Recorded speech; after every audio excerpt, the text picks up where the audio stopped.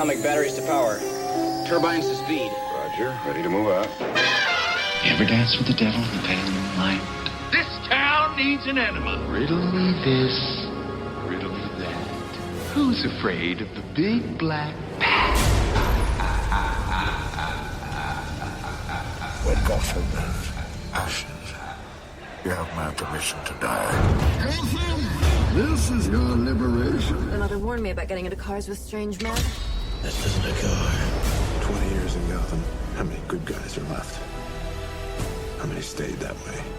He has the power to wipe out the entire human race. Tell me, do you bleed? You will. I want you to tell all your friends about me. What are you? He's a silent guardian. A watchful protector. In the dark night. I'm Batman. Let the games begin.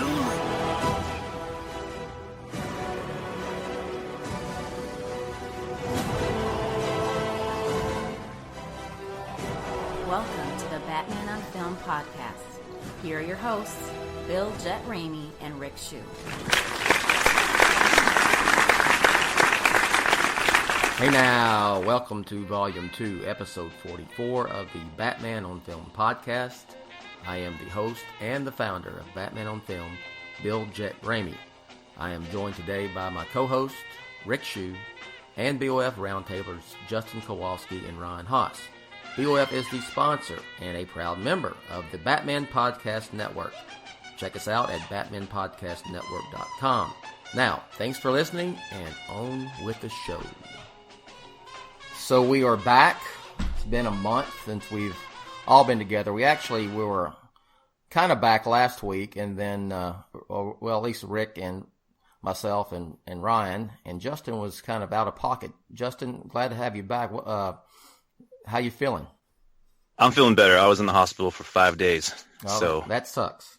That was not fun. Yeah. But yeah, I'm back. All right, cool. So that's where Justin was, y'all. If you're listening, wondering, and so I go to edit the audio, and it was completely screwed up. I don't know what the deal was. I don't know if Pamela was in a bad mood that morning last week, but it was unsavable. So we're all back. So all four of us. Justin, hello again. How are you? And you're doing great out of the hospital. So glad to hear that. Ryan is fresh off a plane. So how are you doing, Ryan? Yeah, I'm a little jet lagged. I got on a 6:30 a.m. flight from Raleigh to Champaign, and I rolled off the plane, rolled down the street, and showed up right here to record the podcast, which I wouldn't trade that for anything. So I'm excited. That's not how long of a flight? A couple hours? It was like a hour and a half to Chicago, and then 40 minutes from Chicago to Champaign. And Rick Shue is not off a plane. But he is in Plano, Texas. Whoa! Yeah, and the weather's nice up. Is it nice up there too, Rick? It's absolutely gorgeous. It is perfect football weather. Yes, it is. So we're all back. We're going to talk a little Batman this morning for your listening pleasure. And I want to open up with something we've been teasing for a while, and that's Ryan's secret bat research information. So, Ryan, you have got the mic, literally. Oh, my. I did not know we were going to start with this. Okay, yes. Let me see. My giant page of notes. Okay, so this is Ryan's secret segment of bat research that we've been teasing for, it seems like forever, and I know everybody's like super excited about it. So it's going to be more like guess the statistics on some Batman facts. Okay. So backstory. So we all get to play along. Yes, you do. Yes, you do. All right. So the backstory for this is, while I was reading a lot of Tim Drake backstory comics for doing guest spots on the Everyone Loves the Drake podcast, I was reading Robin 2, The Joker's Wild, that miniseries. You guys familiar with that? And there was one. Yeah, oh yeah, like the multiple covers and the foil cards and all that. But there's one scene in one of the issues that has Mr. Freeze in it, and Mr. Freeze is in his old like superpowers suit with he's got the giant helmet with those like giant like things on the side of his head, and it's just like very like robot looking. And I had never seen that suit in the comic book before. And it got me one, and then the Joker actually kills him in the comic book, and that got me thinking those two things, like not only this weird costume and the Joker killing him, it got me thinking like, oh, when did Mr. Freeze show up again, and what was the whole deal with that? So what I ended up doing was let's see, the last time he was seen in Robin 2 was in 1991. The last time he was seen before that was in 1988. But in Robin 2, the Joker kills Mr. Freeze, and he doesn't show back up until 3 years later in Night Quest, when they kind of retcon him back to life and have him interact with the Azrael Batman. So all of this got me thinking about villain statistics. Mm-hmm. And what I did was I looked up a gigantic number of the most popular Batman villains, and I came up with a lot of stats. So we've got, I'll just go through them. I'll go through each of the stats, and I'll let you guys guess who the winner would be, and then I can tell you some of the facts, and we'll just go through the lists, because I thought it was pretty interesting. So what I did was I went to Comic Vine, I believe, and looked up all the characters, and all these stats are based on their number of appearances in Batman and Detective Comics Volume 1 only, which is pre-New 52. Okay. Because I thought those are the two main Batman comics you would think of. So the first stat I have is not counting New 52 or Volume 3, right? No New 52, okay. No Rebirth. Okay. This is based. Okay. Which is yeah. So in Volume 1 Detective Comics, I have the number of appearances from the highest to the least. You guys want to guess who has the highest number of appearances in Batman comics? Villain, right? Yes, these are all villain stats. Oh man, Rick, you go first. Well, now the most. My goodness. I mean, I want to go for low-hanging fruit here. I assume it's the Joker, but I feel like that's not going to be right. So why would you think that though? Instinct. Is it too obvious? Yeah, I think because you save him for special stuff. You don't use him all the time. Well, then then you start to think. Well, go ahead, Bill. There was a period where he didn't appear in the comics very much at all in the 60s. That's true. Right. But then you think but then I started thinking about in the early comics, the Joker was in every issue. Yeah. For so maybe that makes up for it. So all these things. Right. That's where my head's at. You just start thinking about comic book covers, and you just exactly see him. I'm thinking. I'm gonna cast my vote as to Catwoman. I'm gonna just say Catwoman. Okay. That's my vote. Justin, what do you think? Oh man, I was gonna go for I was gonna say Penguin. I don't know. I almost said Penguin. Yeah. Okay, I'm thinking Penguin. I'm trying to think of all the it's on hiatus right now, but my year by year Batman history timeline. Bill, you should probably be the most up to date with this stuff because you've been doing all this research. I know the Penguin disappeared for a while from his first appearance up to maybe the 60s, and so. Man. That's another stat we'll get to later. Also, I've got three. I don't know. I'll say the Joker. Just no one else say it, but the Joker. Okay, so Bill says the Joker. Rick says Catwoman. Justin says Penguin. El Penguino. Okay, so here we go. Let me start with the winner or the third place. Third. I guess I'll start with third place. Third place is the Penguin, who had. And some of these numbers might actually shock you. So if you think about how many issues of Batman and Detective Comics Volume 1 there's probably 1,000-ish or something, a little bit more than that, at least. Oh yeah, I think there's got to be combined, yes. 1,400, 1,500 issues. Yeah. So so third place, the Penguin, has 131 appearances. Second place, and this is overall also. Second place, only 131? Yes.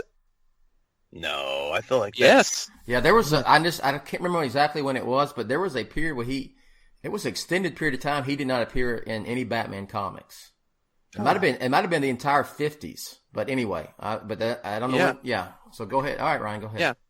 Yeah. Second place is Catwoman with 155 appearances. Hey, I'll take second place. I've always been second place anyway. And the instincts went out here because the Joker does win. He has 205 appearances. Okay. And I thought it was like a trick question. I only took the Joker because they took the other two, and I wasn't sandbagging. But okay, cool. Yeah. Do you have? Do any of you want to know any other specific villains? How many times they appeared? Yeah, just give us. Do you have like Riddler? I want to know. I have them. You have the top. 10? Yeah, I've got them all. Let's see. 1, 2, 3, 4, 5, 6, 7, 8, 9, 10. Okay, I'll tell you the top 10, and if you have extra ones, I'll tell you those too. Perfect. So we have Joker at 205, Catwoman at 155, Penguin at 131, Two-Face is next at, well, too bad it can't be 222, but it is 111. Okay. Riddler is 78. I'm shocked that those are not swiped. That's crazy. Yeah. Scarecrow, 65. Ra's al Ghul, 52. Black Mask, surprisingly, has 49. Poison Ivy also has 49. And I believe this is number 10. 1, 2, 3, 4, 5, 6, 7, 8, 9, 10. Yes, and number 10 is Killer Croc with 42. So, and because I mentioned Mr. Freeze earlier, he is the next one. He's number 11 with 38 appearances. Okay. So, well, hey, we did land out of the three of us. We got the top three, so that's cool. Yeah. I thought that was pretty interesting. Yeah. Any other? Mr. Zsasz? Zsasz, yeah. 9. Oh, okay. No. Are you kidding me? Crazy Quilt. No, I just feel like I've read more than 9. Are they talking about issues? No, these are appearances. Period. Like if they're in an issue in just a panel, it counts. That can't be right. But it look it up. Think about when Zsasz came in. Zsasz had a whole 5 issues just to himself in Shadow of the Bat. That's like Shadow of the Bat, though. Oh. I'm talking about exactly. This is just Batman and Detective Comics. Well, even in Nightfall, though. I mean, he was in a few. He's in like 2. Yeah, exactly. And that counts. Wasn't he an 80s invention? No, he's 90. Okay, I was even giving it more. No. Okay. Oh, I gotta ask Crazy Quilt. Crazy Quilt's not even on the list. Okay. Damn it. Unfortunately. Okay. I should have known. I should have put him in. All right. I'm gonna try to think of. There was some like Deadshot started out like as a Western looking dude. Yeah. Deadshot is So here we go. So Hugo Strange has 22 appearances. Okay. Right below him is Deadshot with 19. Okay. Cool. All right. Well, and I'll give you 2 more. All right. Because he's going to be in the next Batman movie. I think people would like to know how many times Deathstroke has appeared in those books. He comes up with the grand total of 5 appearances. How about 5? Wow. 5. So that kind of tells you why we would not immediately jump to Deathstroke as like a Batman villain. He's like a Teen Titans, more of a Teen Titans character. Yes. Okay. Yeah, definitely. Yeah. Okay. And for me, sometimes I forget when that certain characters disappeared because they're just so ingrained in our DNA.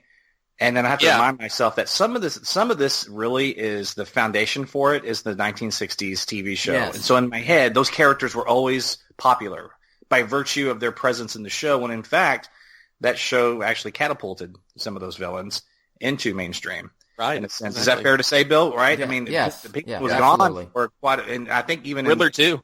Riddler, yeah. Exactly. Right.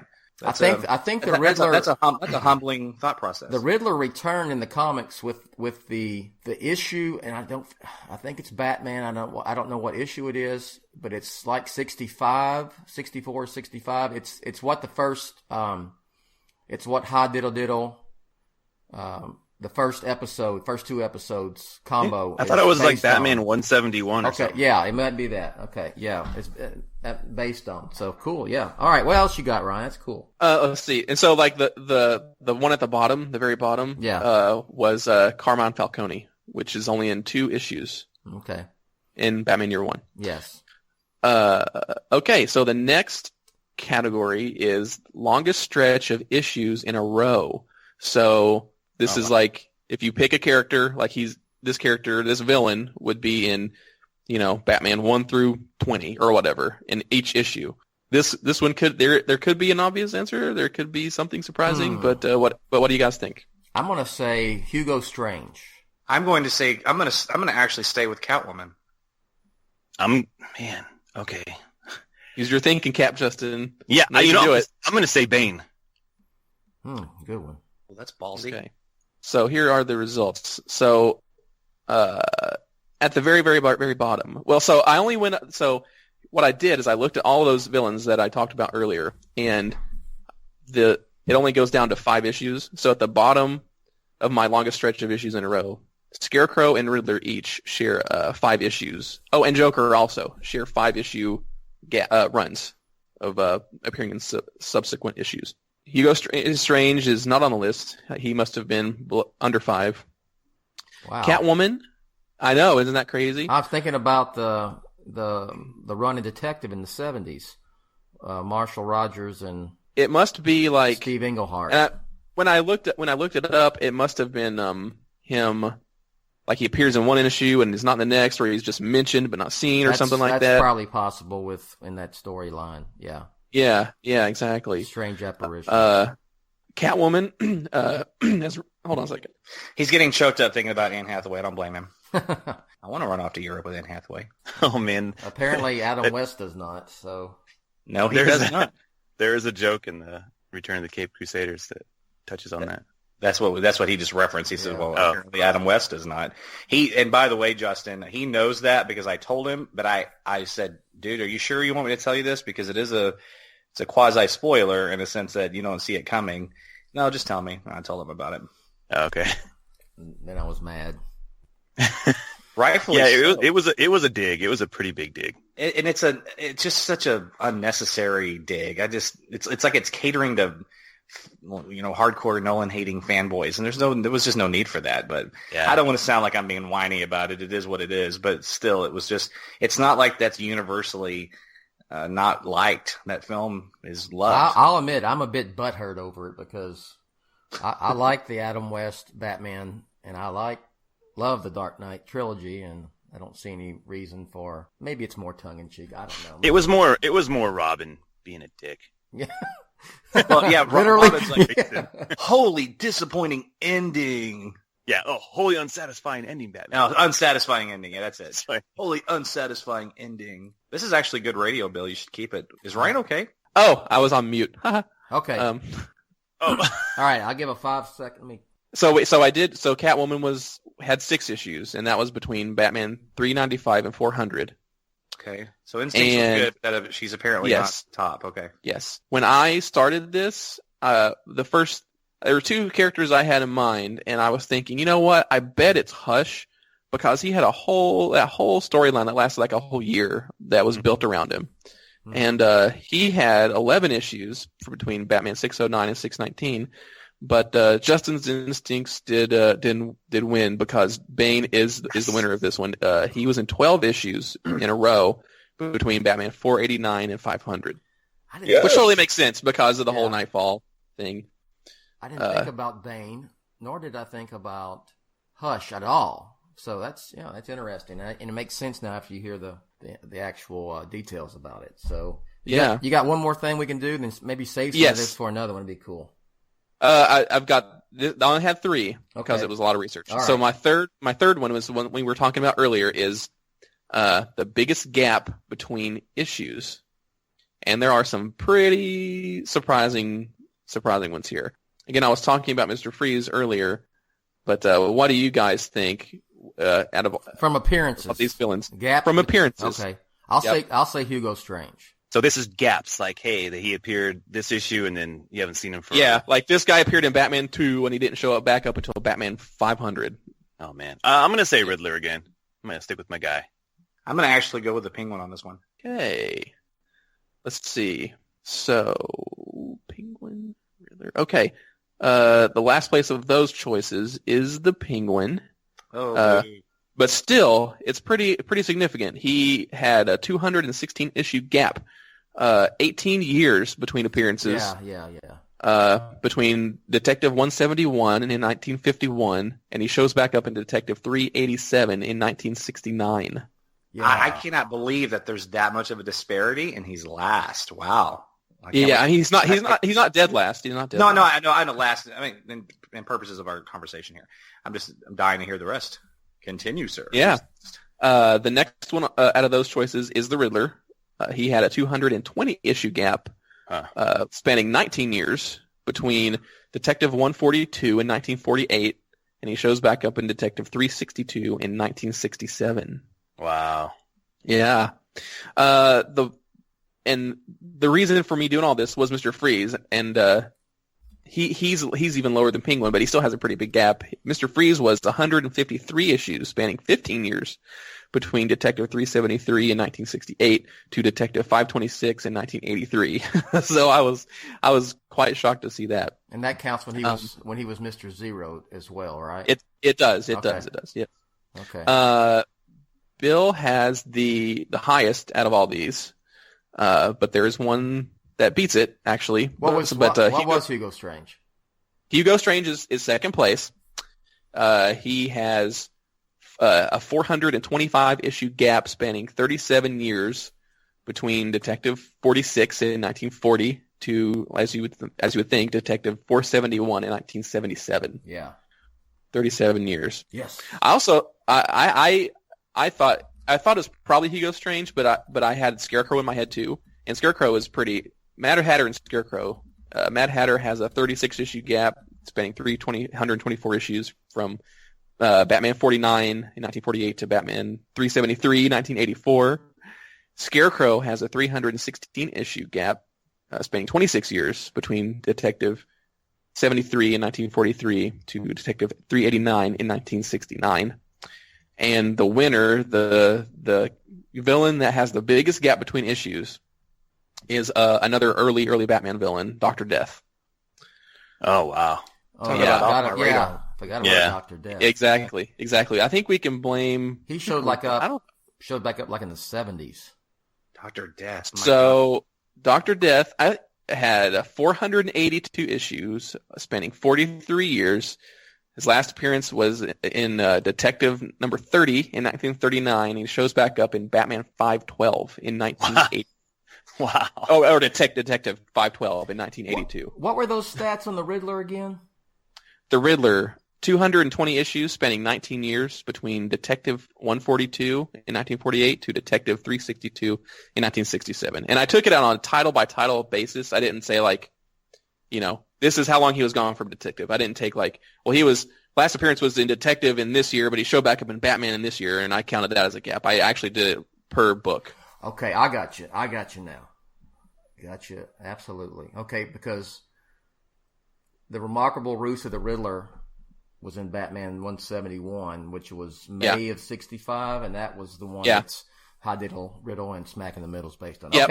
Okay. Exactly. Yeah, okay, cool. All right. Book last to Detective. So there you go. All right. We need some more. That was great. That was great fun. Yeah, Brian. That was good. You need to do some more for a future show. I like that stuff. So. Yeah, It was a lot of work, believe it or not. Yeah, it was very right. Well done, that's not just a simple Google. You got to dig. Yeah. Yeah. Well done, sir. All right, let's talk about. I'm sure what a lot of people want us to discuss is Ben Affleck's solo Batman film. At this point, for everything we've heard in the last month or so, and then everything we've heard combined, does anybody now not think that this film is going to be out in 2018?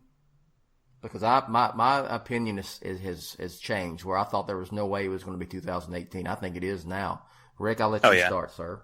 No, I think it is. I kind of always did, because there's a sense of urgency with this. He is their bread. They're buttering their bread with Batman, and they know that. And so, plus, I think butter. What's that? Oh, I just said bat butter. Sorry. Continue. Bat butter, and he pays for it with a Bat credit card. Compliments of George Clooney. So yeah, I've always thought that 2018. I'll stand by that. I think it's going to come out. I think they're going to start shooting. Maybe as early as March, February. I bet it starts shooting pretty soon. Well, let's think about it. What's leading us to believe that number one, the dude that's going to play Deadshot, Joe Manganiello, had told it. Said what did I say? Deadshot. Yeah. Deadshot is Cut Will that Smith. out. Yeah. Yes. No, I'm not going to cut that out. That was a Rick moment. I'm going to leave it in there. Y'all can make fun of me if you want. So,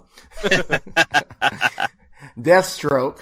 I'm glad I didn't say Deadpool. So, anyway. Yeah, Deadpool was what I said. Yeah. No, I did. Oh, did you? Anyway. Yeah, it was Deadpool. Okay. I just call him Slade. Yes. You just can't. I mean, Slade a lot Wilson. of dead, man. Who's going to play Slade Wilson? Joe Manganiello has, in an interview with Entertainment Tonight, said he was getting ready right now, training for the next Batman film, which is going to start shooting in the spring. So that's one thing. He let slip. We've had the head of Time Warner tell investors that he thought the Batman film was about 18 months out. So that would put it, somewhere in 2018 from whenever he said that a month or two ago. What else am I missing here, Ryan? What's our let's dig a little deeper into the common sense aspect of all this. You make an announcement of an actor playing a character, the villain that's actually going to be portrayed, and towards the, I guess we could just kind of say the middle or towards the very last half of 2016 for a 2019 release. That just doesn't jibe. That's just not usually how that works. They want to create a buzz because they're going into production within probably the next 6 months. Right. So, well, plus we had the Warner Brothers announced Ben Affleck, put him on stage at Comic-Con as with the rest of the DCEU directors and announced him as the director of Batman as well a few months ago too. So now what we need to talk about is what he must have nothing coming up. We know he signed on with that Fox film, the Witness for the Prosecution. And I thought that would be a small. Is he still on post on? Is he still on post on Live by Night, or is that probably? No, I think he's finished with that. Yeah. Yeah. Which I don't know how he finished. That comes out soon. I don't know how he finished. I don't know how he does that, man. I mean, I know, seriously. Really, I'm not being. I mean, he's. Well, you know what? Batman versus Superman, that thing was probably wrapped. There was a lot of post production. That's true. On that. So he may have been able to get a lot of work done during that pocket of time. Yeah. Because you know how they pushed it back, almost a year, right? Or 6 months. So there could have been a lot of time. Like a year. He's just finished. Dude, that dude is working all the time. So, but I thought he would do Witness for the Prosecution after Justice League and then do Batman, but I guess I'm wrong. So I just figured he'd want to break and do something smaller because you think about, even the Accountant he did a while back. The funny thing is, it's like everybody is kind of saying that Batman's going to happen except for Ben Affleck. Yeah. Well, here's the thing. I think he's keeping it as close to the chest as possible, which is almost impossible because of all the information that kind of refutes what he says. But, he's trying to protect his baby. And I think he's really protective of Batman. And I think he really wants to just nail it. And, as much as he can control as possible, he's going to control. Yeah. Whether Warner Brothers says it's coming out in a year or well, I know I know that he wasn't happy about them announcing him as one of the directors and as the director of the Batman film at CinemaCon because he wanted to keep it quieter for a little bit longer period of time. But on the same note, when he's all coy and stuff, which is fine. I much prefer the Nolan way of not giving out any information, so we can not. But then why release Deathstroke? That's video? The thing. He sets the internet on fire with the Deathstroke test screening video. So, and there's a little bit. I think there's a part of him wants to share. The fan part of him probably wants to share with other fans, but there's the director part of him is wanting to be anal and stuff and keep everything quiet. So that's just my take. Yeah. I think he's having fun with it, and I think he really enjoys the character of Batman and wants to engage with the fans. But then at the same, it's like the double-edged sword of here's something cool, guys, and then everyone, well, hold on, pull back a little bit. So he kind of that's why that second interview he had, he's like, I never said it's the Batman or but it's kind of him like, hey guys, hold up. Something's happening. Well, that's the thing. It's like in this kind of rabid clickbait article type of world we live in right now, it's just kind of the vibe that all of these directors and actors have to deal with, the questions and all this, and that's the kind of thing I'm thinking of the way, and Affleck is in a unique position because he's both Batman and the director of Batman. And a lot of the types of questions he's getting asked in a lot of these press junkets and everything, like I just try to swap him out with Nolan, and I'm thinking like, well, Chris Nolan. First of all, people wouldn't even ask Chris Nolan these questions because they know they wouldn't get an answer, and Chris Nolan wouldn't even answer the questions. He would just, say something coy with the smirk and say, "Wait, 2 years until the movie comes out." And 2 years, or 3 or 4 if it's Dark Knight Rises. Right. Yeah, he played by his own rules, man. There's no doubt about it. I think with the whole universe thing, though, it's harder to hold those cards close. Like there's just so much information coming out, and each film almost leads into the other. So it's almost like Speaking of which, don't you think now that it's kind of like a given that Deathstroke, whatever's happened with Justice League, Deathstroke in some form should probably appear in Justice League, and that could like feed into whatever happens with the Batman. Oh yeah, I definitely think Deathstroke's in it. I mean, why? I mean, they could have done this for production tests and all that other stuff, but I mean, Joe Manga, whatever, Mangello, Mr. Sofia Vergara.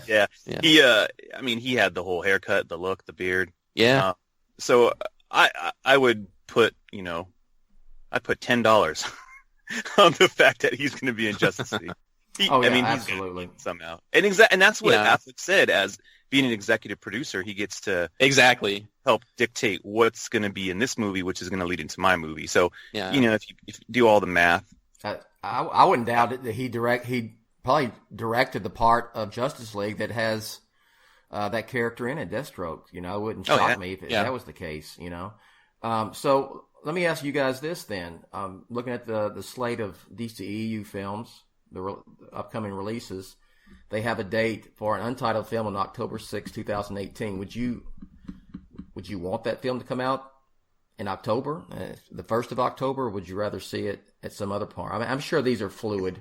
If it's the long Halloween, they're fluid. And, I don't know about you guys, but I'm going to jump on that for a second because I've just never really been one to give a damn. I mean, I guess I care of its strategy in terms of setting up the film for proper success.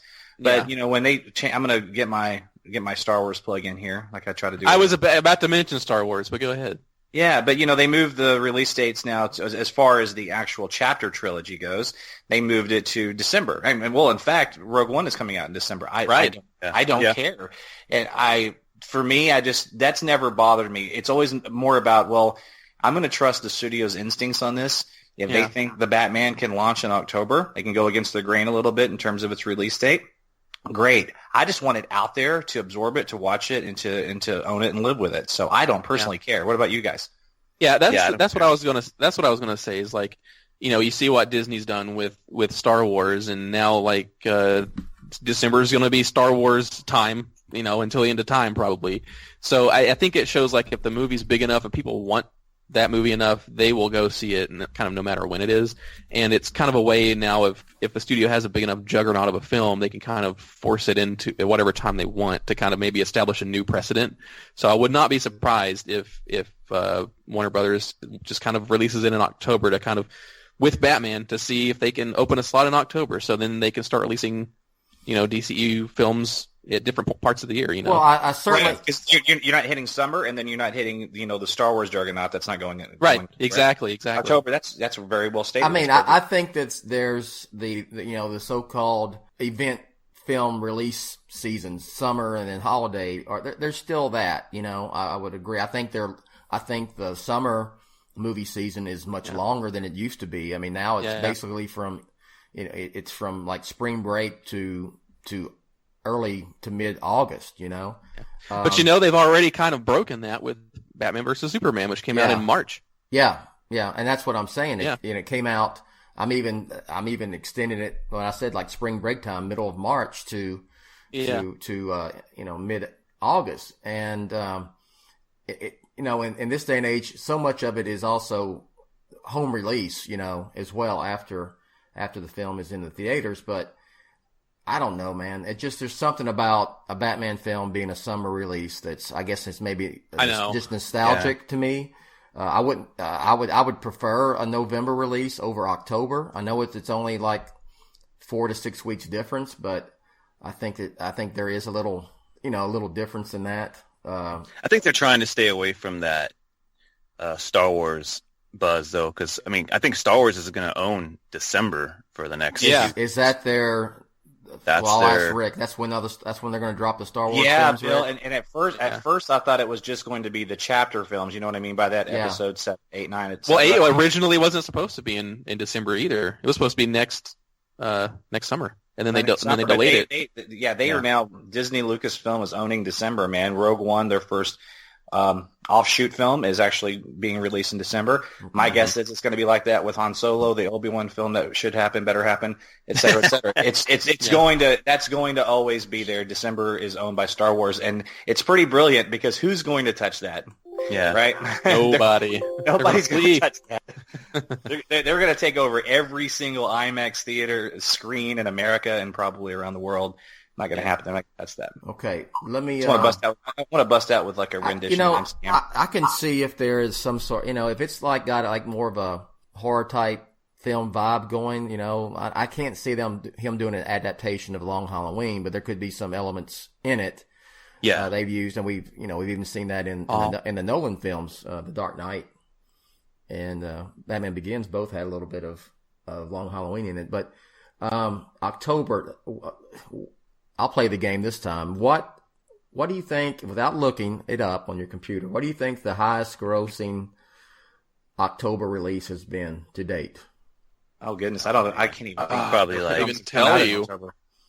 It's probably some type of like Freddy Jason movie or something. Yeah. Well, there's some that's close to that. Nightmare on Elm Street Part 4, 3. Let me say, okay, I'll give you a hint. George Clooney.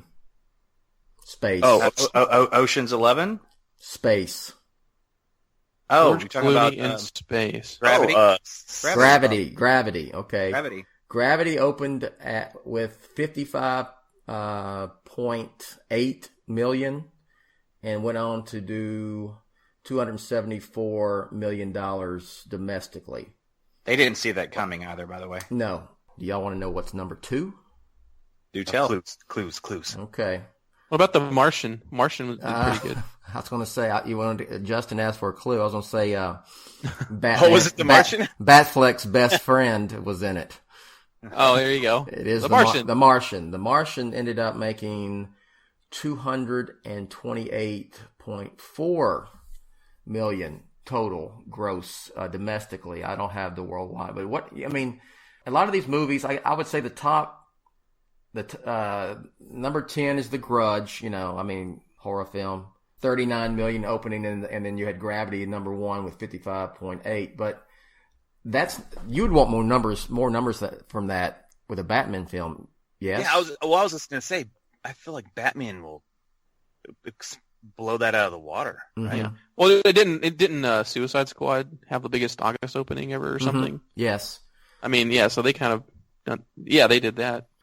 So, I think that, I'm coming around a little bit. I think this is maybe an opportunity just to change the mindset of when a film is. I think that's kind of disappearing. Don't you think the boundaries, the limitations, or whatever what a movie season is starting to change? Oh, totally. Yeah. Just with digital and all that kind of stuff. Mm-hmm. Yeah, it just kind of doesn't really matter anymore. Let me ask you this, guys. So, is there? And I think someone alluded to this earlier. Is part of the strategy getting the Blu-ray out that same year? That's too soon, right? You have an early October release. Yeah, for Christmas. Yeah, it's probably it'd still be in theaters. Yeah, I think it would be like they would release it in February, March. Yeah, I don't think October release. So that's Christmas. I thought it, and then I said it out loud. I was like, no, that's too soon. You're right. Most of those films, if they're doing well, and they should be, they'll still be in the theater. They'll put out a special Justice League release or something with a free ticket to Batman, or I don't know, around that. Well, time. You'll definitely be able to pre-order it. How's that? Yeah. Oh, for sure. Pre-order it the day it comes out in the theater.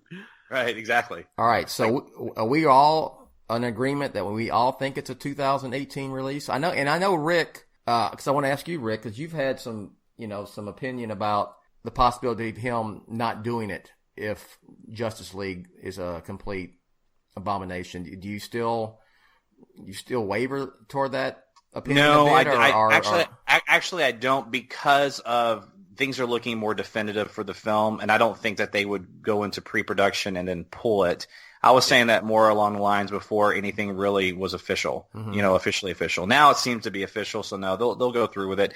And I think if Justice League is not very well received, and my guess is, guys, I'm going to just say it right now, I bet it's not. I don't think critics are going to like Justice League, but I hope I'm wrong. I just hope it does well. But why do you say that? Because it's another Zack Snyder film, and there's nothing that he's done that gives me any confidence that this is going to be any different in terms of how the critics are going to respond to it. So you would agree with some of the fan complaints that there's a conspiracy or there's a bias against Zack Snyder? No, I'm saying that I don't think that they're going to like his. I don't think they're going to genuinely, empirically like his product. Not because they don't like him, just because I'm looking at his track record of his DCU. I don't think they're going in to hate it. Yeah. I think they're going in with an open mind. I think ultimately they're just still not going to like it. Because the good thing is we have Wonder Woman, but before that as a buffer to maybe kind of change some of those on the fence critics to kind of have more of an open mind for Justice League, hopefully. Well, they've said that film is kind of dark as well. So I that thing was pretty much in the can about, when BVS came out. I think she was doing some final shooting on Wonder Woman when they were doing press for that film in early March. But I don't know, guys. I'm still in wait and see mode. I don't think there's a bias against Zack Snyder or the DCEU. I don't buy into that conspiracy theory. But we do know that they've changed Justice League dramatically after BVS. I mean, they changed the script dramatically. Ben Affleck was elevated to executive producer. They started DC Films with John Berg and Jeff Johns, and as supervising producers. And frankly, Zack Snyder's brains were pulled back tremendously. His influence on Justice League. So maybe. You know what I'm saying, Rick? You know what? It's one movie instead of two now. Yeah, yes, exactly. Watching if we can talk about that featurette they put out. Yeah, let's talk about that. Yeah, I watched that, and it gave me a lot of joy watching that featurette. Yeah. Just to see the behind the scenes, looked like the cast was having a good time, and I feel like when the cast is having a good time, it felt like there was a good mood on the set, regardless of coming off of BVS. Regardless of how you feel about it, man, that's got to be a gut punch. And it looked like everyone was having a good time making this movie. I would be having a great time if I was getting paid $10 million to make a big movie. I wonder if they blasted that rock music while they were shooting, the whole thing. It looks like they're having a good time, and I was excited by a lot of the shots that I saw. Kind of playing devil's advocate, but also being a little cynical, a bit cynical on it. To me, it kind of came off as, look how much fun we're having. We're having so much fun. Yeah. It's fun. The Justice League is fun. The DCEU is going to be fun. It's fun. And it kind of beat me over the head with it.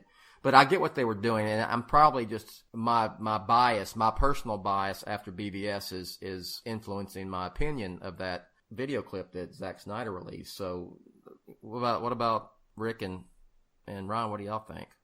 Well, no, I agree. I said that from the very beginning. That first sizzle reel that was released, that was my thoughts on it. Other than the campy '90s cop buddy music, still can't believe it's Jack White. That's what Zack Snyder. I want to see Zack Snyder do a cop buddy movie. That would be badass. But everything was so self-aware, and even I don't know. I mean, I almost expected Affleck to look at us and break that wall and wink at us. It's so goofy. Hey, what about this? Not to throw a curveball here, but since we're in the middle talking about the cinematic universe and what's going on, what about this AT&T purchase? Does anybody have any thoughts on that in terms of how this might affect anything going forward? I think that's more of a delivery of media more so than affecting the product. I think it probably, but it still remains to be seen. I mean, it benefits AT&T to have the IPs to continue on and moving forward. I mean, if anything, hopefully they've learned the lessons of the AOL merger. Wait all that time back, and hopefully they don't have this desire to push too much out, because then you're oversaturated. I think right now, the TV stuff is oversaturated right now. Yeah, I can barely keep up with the TV, and I am doing it, but man, it's tough. But hey, listen, I want to bring up something real fast, if that's okay, because Ryan and I talked about this last week, and I think it was an important conversation. Okay. Obviously, the recording was bad, but we're talking about DC on television right now. We're talking about Justice League. Mm-hmm. Justin, one of the things we brought up last week, Ryan and I, that is now just in lost in oblivion, but we talked about the new Superman on Supergirl. Yeah. And the reaction and how the catalyst for bringing this up is you think about some of the backlash that happened with Man of Steel and BVS especially, and then you look at this new Superman, and he's very much more in line of the Chris Reeve, Brendan Routh-esque mold. And what are your thoughts on that? Have you seen him? Do you think that that's a direct result of we've got to do something differently because Zack Snyder did not deliver what should have been in terms of an appropriate Superman on film? And the second part of that question is that going to dictate what we're going to see in Justice League with Henry Cavill? Well, yeah, I saw the Supergirl episodes. I think they're just different things. Like whatever is done with Justice League is Justice League, and that's done. The CW universe is all very wink, wink, and kind of corn. I thought that Superman was 100% cornball. I did not. I just didn't buy it. I was like, this guy. It was trying too hard to be like, oh, hey, he's so happy, and I just didn't feel like he was a real person. Say what you want about Cavill. I still feel like I want Superman to be happy. I want him to fly around and inspire hope. Story dictated he was not happy, and I get that, and that's all I have to say about that. I love Henry Cavill as Superman. Yeah, I mean, but like the biggest thing is he's mopey and this and that. Well, he was mopey because people were hating on him and he didn't understand it. But regardless of that, like take that pocket over there.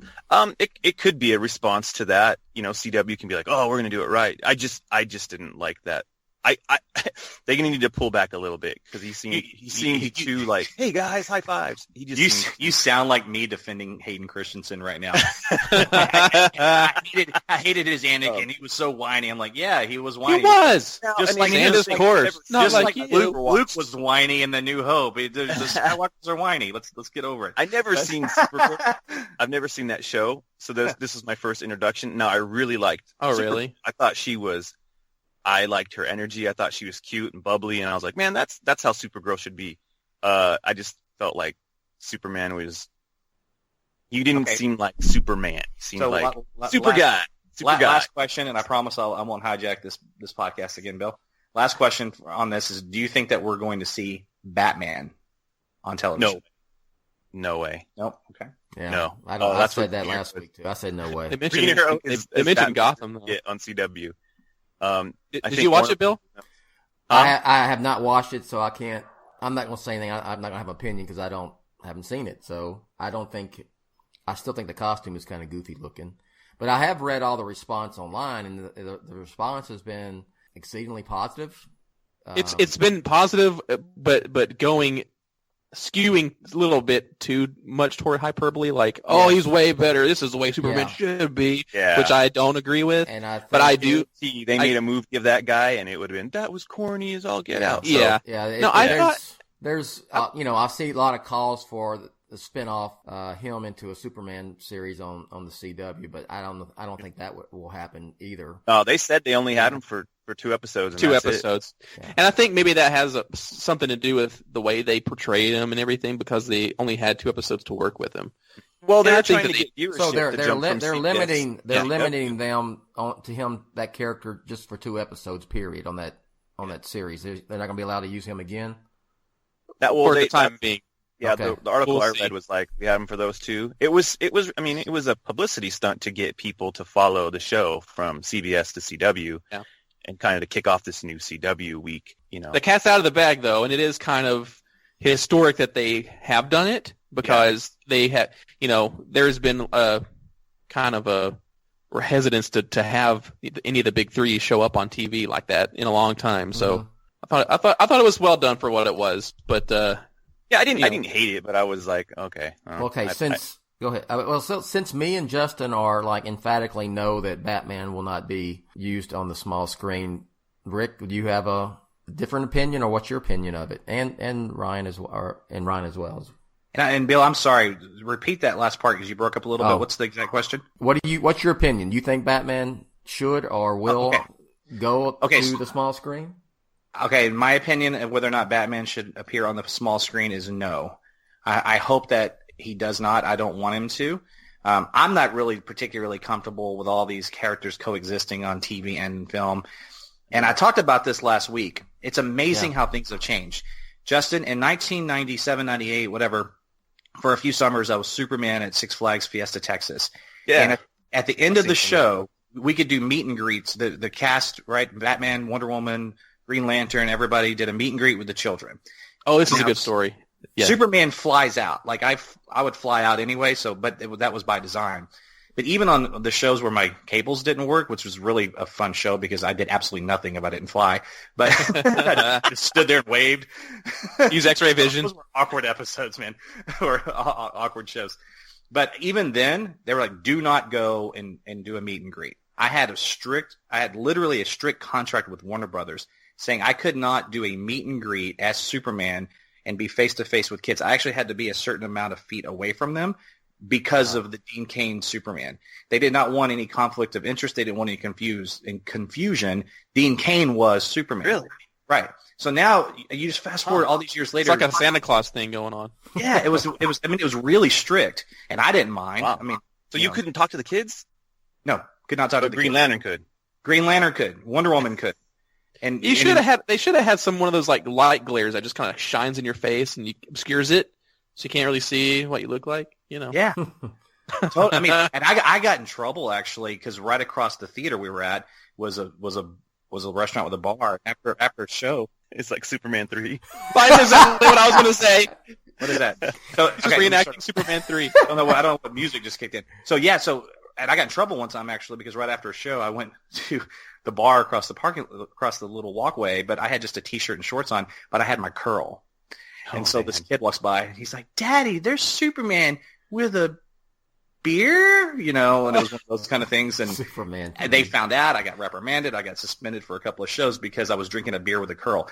Now, in 2016, we can have the Flash on TV and on films, and we have this new Superman flying around, and Henry Cavill still filming to me, it's too much. And so I do Henry Cavill's drinking a beer in Man of Steel. He was. Yeah. And you know what? Hey, here's an interesting side note since you and I are beer guys. Have you noticed that I guess Clark Kent likes Budweiser? Because Henry Cavill's drinking a Budweiser in Man of Steel, and then Brandon Routh is drinking a Budweiser in Superman Returns.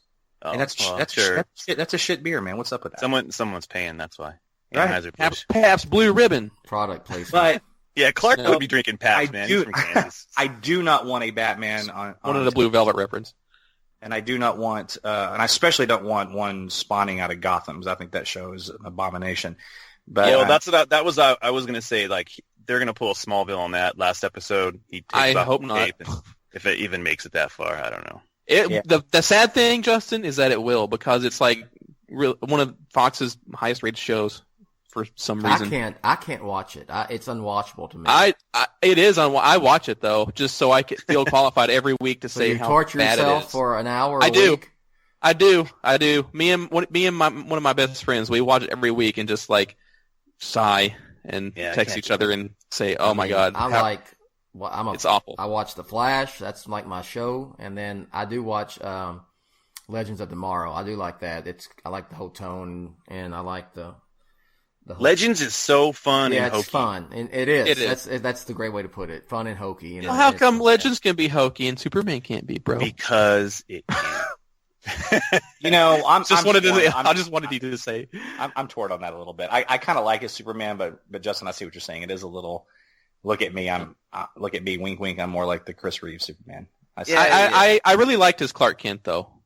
I thought he had a cool vibe with his Clark Kent. Because it almost seemed like, because they did take the route of Clark Kent being kind of, a little oafish and bumbly or whatever, but the way they portrayed it in Supergirl was that Clark Kent, he just kind of is like that. There was one thing where I think Jimmy Olsen or Supergirl or somebody said, "Oh my gosh, you're playing the oaf thing up a little bit too much." And he's like, "No, that was really my fault." So it's one of those things where I feel like, hey, maybe he really kind of is, a little klutzy.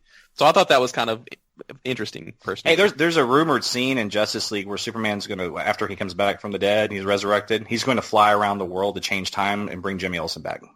Oh, I would allow it. Oh my gosh. I still think with Jeff Johns, the master of fixing things, we can bring Jimmy Olsen back. That's not Jimmy Olsen. But it better not be. Like that they were just using his ID as a CIA operative as a reporter. Yeah, because but until they say different, he's dead. He could have had the photographer credentials that went through the system. Like, oh yeah, he's a photographer. Hey, it was fun to kill him off because he really doesn't matter. So we just thought we'd have some fun and kill Jimmy Olsen. Hey, I wanted to go back to the Justice League featurette just because, regardless I didn't get to talk about it. Yeah, regardless of there were some really fun shots in there. Like there was the shot of there was a lot of Batman jumping, which I thought all looked cool. And then grapple gun stuff. And then there's that shot of just for me, I thought it was cool. The Justice League in the Batcave, like coming down the elevator. Yeah, that was cool. Lots of maskless Batfleck, which I thought was interesting. Yeah, of course. And then there's my favorite shot, which I gotta throw this in there. My favorite shot is you have what I like to call Zack Slider sliding down something. Zack Slider. Zack Slider. He's showing Gal Gadot how to do a cool sliding move for some kind of Wonder Woman shot, I believe. Thought that was kind of fun. There was one curious shot that I saw. It was some kind of bunker, and there was people in jumpsuits, and they were getting slammed against like a concrete wall. You remember? You know what shot I'm talking about, Justin? Yeah. I'm speculating what that is. I'm like, is that some kind of like facility maybe where they're like holding like Superman's body or something crazy? Well, a lot of it could just be test footage because there's a shot with like Gal Gadot and I don't know who it is, and they're like catching like a big gigantic like brick or something. I don't know. People were like, "Oh, it's Mira." Oh, yeah. Which the Mira picture was really cool. They put out last week. I thought. Yeah. Did you guys catch that? Yeah. It was cool. So yeah, I don't know what some of that is. That's what I just like the tone of it. And there's that little spot of Superman. You're like, oh, Superman's around. There's two shots of him actually. Where's the second one? Of course, you have the one shot where you see Superman in costume, and he looks like normal Superman. He doesn't have like a black costume or like weird and whatever. He looks like Superman. There's another shot where Ezra Miller's Flash is like looking at the camera, being kind of goofy, walking like sideways, and then Henry Cavill, a shirtless Henry Cavill, like walks in front of the screen for like a split second. Oh, really? Yeah. Okay. Go back and watch it. Yeah, I didn't. But that's the only hair. Is his hair longer or anything? Does anything stand out? No, he just looks like Superman. That's all. He got the same Superman hairstyle he had in BBS. Yeah, which his hair did change from BBS from Man of Steel. If anybody noticed that. Yeah. Well, first of all, and he kind of had a quasi fro in Man of Steel. To be honest with you, I mean his natural hair is curly, so they must have straightened it. I don't know. Well, we're talking about beautician. This is like beautician stuff here, or hairdresser stuff, whatever. I'm getting off on a tangent here. Oh, speaking of that, Sarah Jessica Parker's new show on HBO. My wife and I really enjoy it. It's called Divorce. What? You really trying to get me going, aren't you? Come on, Bill. It's good radio. There's not a theme song for that yet. By the way, the show is terrible. We watched 2 episodes. Anyway, moving on. Oh Lord. The things you do, hey man, when you're married, sometimes you just have to take a bullet. Sir, I will not watch Real Housewives of wherever with my wife. I'm sorry. No. That's her show. She watches it when she runs, but my dad loved Desperate Housewives. He loves that show. Is it still on? It's not on anymore. No. He it was on Netflix or something. He watched the whole series. What about the show that was set here in Dallas? That one drove me nuts because it just like lived up to every goofy stereotype. Women with big hair, they all had thick country accents. They were all very pretentious. And is that still on the air? I'm like out of sight, out of mind. The reality show? Yeah, I mean they did a Real Housewives of Dallas. Is that what it was? Just like a season with Dallas? Maybe that's what it was. Well, there's several different. I mean, I know because Rachel has them tapes them on a DVR, and I have to erase the son of a bitch because taking up all my space, But there was one on Dallas. The football games. I have a bar right outside of downtown Dallas. I've never had one person walk in that sounds or looks like those women too. It's nuts. Anyway, moving on from Texas stereotypes. Yes, I'll tell you what, guys. Let's wrap this up. We've talked for over an hour. So just to recap, we all agree that the Ben Affleck solo Batman film will be released next year, correct? Yes.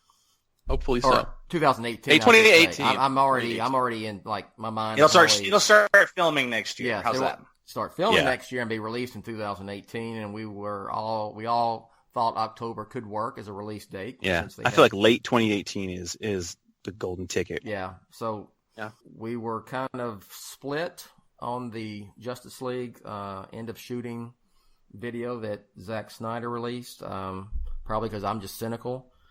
Rick, you weren't a big fan of it either, right? No. And Justin liked it. Ryan thought it was cool, I believe. Well, I was a little cynical at first, and I'm like, well, they think they're going to tell me how fun it is. But then the more I watch it and like make notes and look at it, I'm like, yeah, okay, it's going to be. I'm going to be first in line to see Justice League. I mean, we all are, so we know that. Let's just hope that there are better days. We'll have another party. We'll have a party for heck. I mean, hey, look, Wonder Woman's not too far down the line, so. And the Lego Batman movie. Oh my gosh! Oh yes, All right. So on that note, and before that, there's the Suicide Squad extended edition. Yes, which we haven't also. We need to start promoting our watching party a little early, and especially since our guys here can book a trip to Houston. Okay. So I would love that, man. Yeah, we need to look at the release date of that film and go ahead and let's just announce it. We know we'll make it that for Justice League. No, for Wonder Woman. Well, yeah, we'll do one for Wonder Woman. Yeah. I mean, we know the release date. Let's just go ahead and carve the party in stone, and that's maybe the 15th. People can actually... It's the 15th of June, isn't it? Yeah, but think about how much cheaper tickets are buying them in October. I know. I'm just saying it's mid-June, the release date for Wonder Woman. Well, let's look at it, and we'll announce that on the next podcast. We'll do that. We'll do. Dude, I'm doing one for Lego Batman. I am. I don't care. I'm going to because I'm fired up for that movie, and now I'm starting to think about it. Yeah, the publicity for that should really ramp up here shortly. Yeah, that's February. That's going to be. Yeah, I'm really Rick. You got to watch Lego Movie. Come on. Oh, I'll not only go. That's something I'm going to take my 4-year-old to see. Yeah, it'll be fun. Yeah, man. Find a time in the next couple of weeks. Yeah, you got to see that, and before you see Lego Batman. Yeah, because you watched Return of the Caped Crusaders, right? I did. Yeah, man, make time for Lego this week.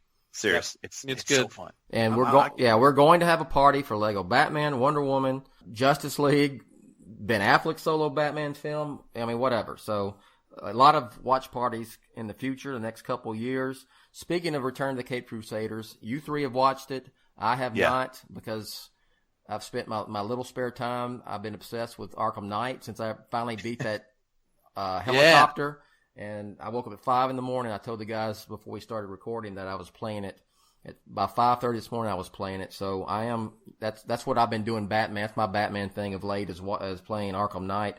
But we're gonna do. I'm gonna watch it. We'll do a whole podcast or at least a whole half a show on Return of the Caped Crusaders. Even though they they kind of threw shade on my Dark Knight Rises, but that's a conversation for a different day. But I do want to mention that there is a sequel to that. It will feature William Shatner as Two-Face. We'll talk about that next week when we talk about Return of the Caped Crusaders. And we may talk a little bit more video game stuff like with the Telltale Batman stuff. Are you doing that, Justin? Yeah. I'm waiting. Okay. So episode 3 comes out Tuesday. Yeah, I didn't think I would like it. But I started playing it, and it gets kind of addicting because it's completely different. It's completely different than playing Arkham Knight or Arkham City or any of those games. I'm going to do it on the iPad. I'm waiting to upgrade my iPad, and because I don't have any space, man. So, Bill, did you get the disc? Did you get the disc, Bill? No, I just downloaded it on PlayStation Network. Oh, okay. And bought the deal where it upgrades automatically once the new nice. Episodes are released. Season pass. Yes. And I did. But I did the Walking Dead Telltale, and that was fun. It is good. Yeah, I haven't done, but I didn't think, like I said, I didn't think I would like it, but it was cool. Rick, you should try it out. Just try it out and see if you like the first episode. It's not that long, so you wouldn't be like getting yourself in like divorce mode or anything and be it's short. Yeah, you can play them in bite-sized chunks. It's like an interactive story, really. And speaking of which, I play the crap out of Arkham VR for PlayStation VR. I should talk about that next time too. Yeah, let's do that because everyone says it's cool. Is Rick, you still there? I'm still here. Okay. Yeah. All right. I didn't hear you. Okay. The video game topic comes up. I kind of zone out. I have nothing. You should play one. I'm a loser. I've got nothing to contribute to this. Look, just play that first episode of Telltale Batman. It's short. It won't take a lot of your time. And just I want to see what you think about it. And if you don't like it, then you don't like it. At least I'm sure I will like it. I would like your opinion of it as someone who. Me too. Yeah. Okay. Right on. Okay. All right. I'm down for an assignment. Yeah. All right. So I have 2 more weeks of football left, thank goodness, and then I will be back. I'm gonna tell y'all, I was burnt out. I was like, I was down for about a month, and I was like, I don't know.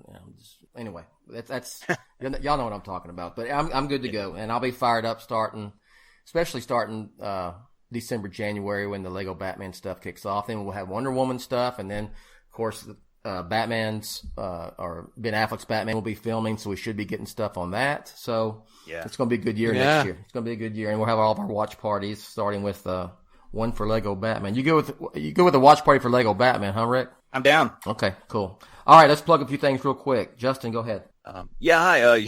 Sorry, hold on. Hello. Hey. Hey now. Let's Go Podcast is a podcast. Yeah, you can find me on Twitter, J_Rocca, and check out Let's Go Podcast. Give that a listen. We'll be recording a Halloween episode this week, and hopefully that'll be out by the end of the week.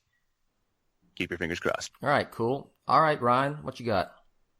Let's see. You can follow me on Twitter at SMB_Ryan. I'd also like you guys to keep sending us iTunes reviews. Maybe next week we will see if we have any good new ones or bad new ones, and we'll read them on the air. That's always fun. I was also recently. I think this was lost in the ether last time, but I was again on the Robin Everyone Loves the Drake podcast. The latest episode that's out is episode 45. And that's where we talk about the fate of Tim Drake in DC Rebirth, and it's a big old long show, and it's a fun time. Other than the topic we're talking about, which is pretty hard for a Tim Drake fan, but it must be done. So you can find that show on the Batman Podcast Network at batmanpodcastnetwork.com, or follow that podcast at ELTD Podcast. Cool. All right, Rick, what you got, man? I actually usually just pass this on to announcer Rachel because she always takes me out. But I actually do have a couple of things, and I'm going to ask everyone that's listening for 2 big favors. One, if you like politics, if you don't, I'm not talking to you. I don't want to ask you to do something you're not comfortable with. Go over to the Left Shoe Politics YouTube channel and please subscribe. I need to get 100 people subscribed on that. That would be a very huge favor. I would greatly appreciate it. And then lastly, as I've referenced on this podcast many times, I have ownership in a bar in Uptown Dallas called Nickel and Rye. You guys could do me a huge favor and go to guidelive.com, search for the Dallas Beer Craft Contest, scroll down and just do a quick vote for Nickel and Rye. And it's against a bar called Oak Street Draft House, and we're so close to beating them, and it would be huge publicity for us, so please do that. That's all I got. When are we going there? I haven't been to your bar yet. Well, every time you come to Dallas, you stay out in the suburbs by the stadium, which is reason number 490. It pisses me off that thing's all the way out in Arlington and not closer to downtown. So what we need to do is either you stay with us next time, like you're always welcome to do, or get a hotel closer to like Dallas. Maybe fly into Love Field. Yeah. Okay. Yeah, as opposed to DFW. We'll definitely do it. So anything else you want to plug? How about your Facebook BOF page? Yeah, so I just have this fun little page. It's Batman on Film Shoes. It's not an official page of Batman on Film per se, but it's me, and I just put fun stuff up there for Batman. Please follow it. It's just for fun. That's it, just for pure fun. All right, very good. That was a good talk today, guys. I'm glad. I'm glad we have so much still to talk about. Like I said, and I want to say this, Bill, before we wrap, is that because I think it was a little understated in our intro and everything, is that we have kind of been, and I know you addressed it on your page that you've been bogged down with football. Mm-hmm. Just to know that the three of us, Justin and Ryan, we've all talked individually and as a group how much we love and support you, this site, and we don't want it to go anywhere. And this is like a family. And we have a lot to do, man. We've got a lot of ground to cover. We have a lot of films to talk about, books, comics for years to come. So Batman on Film is here to stay, and Bat fans are better off for it. And personally, I am as well. Well, thank you. Agreed. Thank you. Yeah, man, let me just tell you this. Today was, I've been looking forward to just recording. This is the first time I felt like, the hospital was rough for me. Let me just tell you that. Yeah. I haven't really been myself, and today was fun to do something normal. I really looked forward to this. So thank you, Bill, for just the opportunity, because I was telling my wife, like, man, I'm not looking forward to doing anything, but I was like, I'm going to wake up and I'm going to do this podcast today. Well, I'm just glad you're better. So that's we all are. And this helped out. If it made you feel even that much more better, then yeah, man, good, it's just fun. It's fun to do things that are normal or that give you like joy. A little sense of like, oh man, this is fun. This is fun. I understand. Yes. Yeah. I mean, there's few things I would do in this world when I take a 6 a.m. flight. All I would want to do is when I get home is sleep. But I was so amped. I just got off that plane, took a cab to the station, and drove right here because I just couldn't wait to talk to everybody. So awesome. Well, I'll leave it at that. I'll let announcer Rachel take it away, and we'll catch you next time. Thanks for listening to the Batman on Film podcast, a proud member and sponsor of the Batman Podcast Network, BatmanPodcastNetwork.com. You can listen to the podcast via iTunes, Google Play Music, Stitcher, Spreaker, and wherever good podcasts like this one can be found. Follow Jett on Twitter at Batman on Film and on the BOF Facebook fan page at facebook.com/Jett.BatmanOnFilm. Email Jett via Jett@Batman-on-Film.com. Follow Rick on Twitter at ShoeRick and on Facebook at Facebook.com/BOFShoe. For Jett, Rick, the BOF Roundtablers, Justin, and Ryan, I'm announcer Rachel. Thank you and good night.